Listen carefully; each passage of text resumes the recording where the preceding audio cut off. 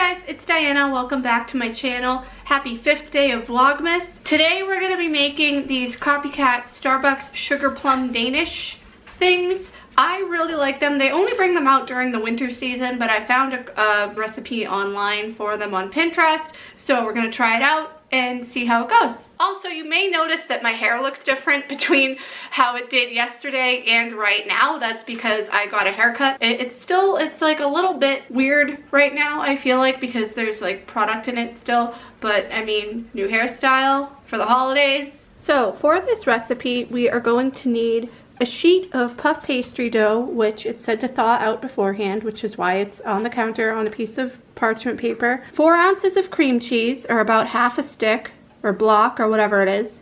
And this recipe says that it's for the red berry Danish, but we're doing it sugar plum. So I have this jar of sugar plum jam from Stonewall Kitchen. I believe they only come out with this around the holidays, because when I was at Stonewall Kitchen a couple of weeks ago, it was in the area of the store where their holiday jam and everything else was. But it says about 1/4 to 1/3 of a cup of this or something like that. I can't remember. I'm probably not going to go by exact measurements for the jam, because the recipe just says to put about a dollop inside of each Danish. And what I like about this is that you have the option of using either a cookie sheet or making them in a muffin tin. So we have a big, like 12 muffin tin right here, as well as cooking spray, obviously, to spray the tin with. This one's kind of empty, so I have another one that's actually, this one's also kind of empty. First, obviously, we're going to want to spray our tin. I'm just like doing it all over the place, basically.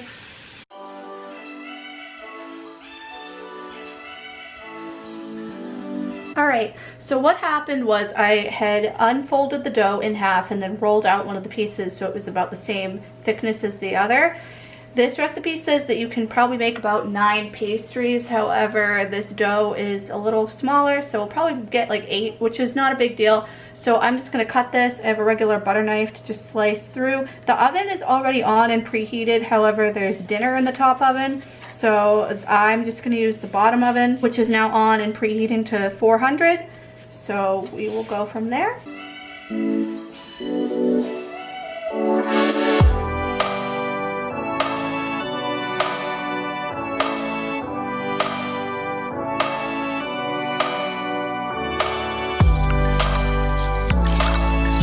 Okay, they're not completely evenly cut, but honestly, that's fine. They're pretty much as close as we're gonna get. Next, it says to press these gently into the muffin wells, which is what we will try to do now. I'm assuming to just kind of like get them so they sort of sit.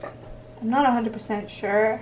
This is my first time doing this, obviously, as you can see. Some of these are smaller, so there might be an issue, but we're gonna work with what we have here, because that's how we do things.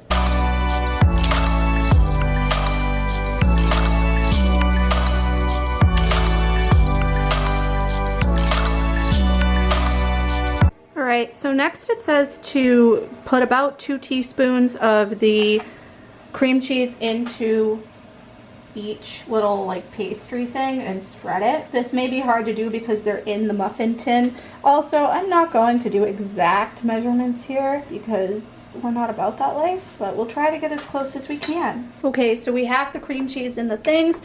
And now you get to, oh, never mind. I was just going to say, now you get to watch me struggle to open this jar of the jam, but this gripper thing that I have here worked fantastically. It says to put a dollop of jam on each, like, pastry. I don't know what the heck a dollop means. So, I mean, can I just, like, get a measuring spoon? I have half a tablespoon here, measuring spoon.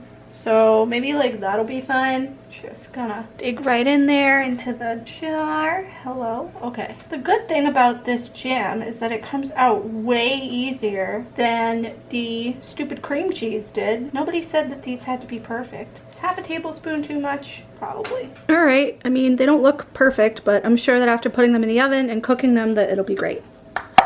So like I said, the bottom oven is preheated to 400. I'm gonna pop these in.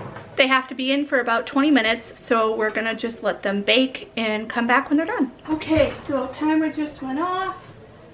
These look to be done. It said to cook them until the pastries are golden, and this appears to be the case. Here they are. They're plated. I have literally never worked with puff pastry before in my life until today. They look fantastic. They were very easy to remove from the muffin tin because I greased the heck out of that thing. So I'm just gonna let them cool a little bit because I don't want to burn my mouth when trying one. All right, I have a little puff pastry here on a napkin. Let's try it. It was one of the smaller ones. Very good. I'd say it's on par with the actual thing. The jam is a little more like sweet, but I mean, I think that's just due to the brand. 10 out of 10, pretty good. I'll link the recipe down below like I always do for anything that I make usually. Also, before I forget, today's tea of the day in the advent calendar is maple syrup oolong, which literally is like pancakes, and it's fantastic. It's steeping right now, but it's really good. I don't think it has any caffeine in it either, which is like fantastic. Anyway, I'll see you guys tomorrow with another Vlogmas video. Bye.